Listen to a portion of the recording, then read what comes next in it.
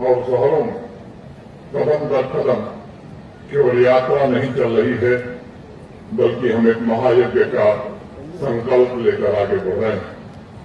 यह महायज्ञ तब तक पूर्ण आहुति को प्राप्त नहीं होगा जब तक हम इस संघ राज्य क्षेत्र के शरीर में फैल चुके नशे के विष को पूरी तरह समाप्त नहीं कर देते।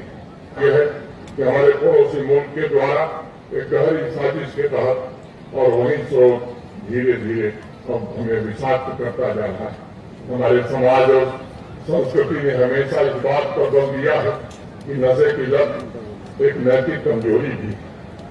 आप लोग देख रहे हैं नशे की लत हमारे आतंकी पड़ोसी मुल्क द्वारा फैलाया गया एक ऐसा जाल है जो समाज की सबसे अनमोल ऊर्जा को धीरे धीरे खोखला कर रहा है।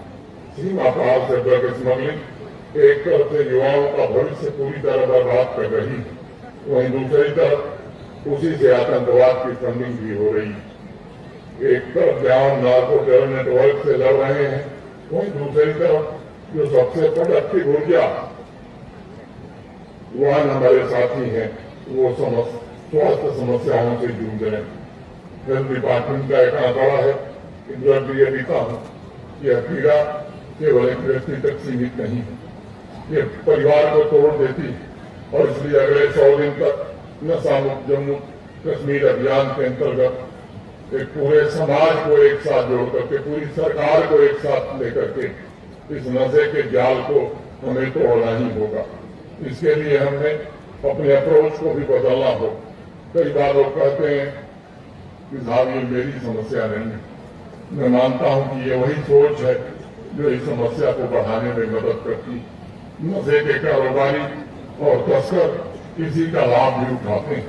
वे चाहते हैं कि समाज में लोग और खासतौर से बुद्धिजीवी प्रबुद्ध ये लोग चुप रहें और उसे अपनी समस्या न मानकर उसके प्रति उदासीन हो जाए।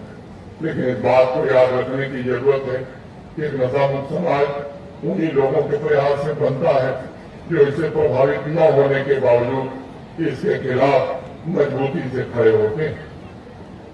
इस बात को हर परिवार तक हमें पहुंचाना होगा। एक समृद्ध समाज केवल आर्थिक प्रगति से नहीं बन सकता, बल्कि वो अपने नागरिकों के सजग और दृढ़ निर्णयों से बनेगा।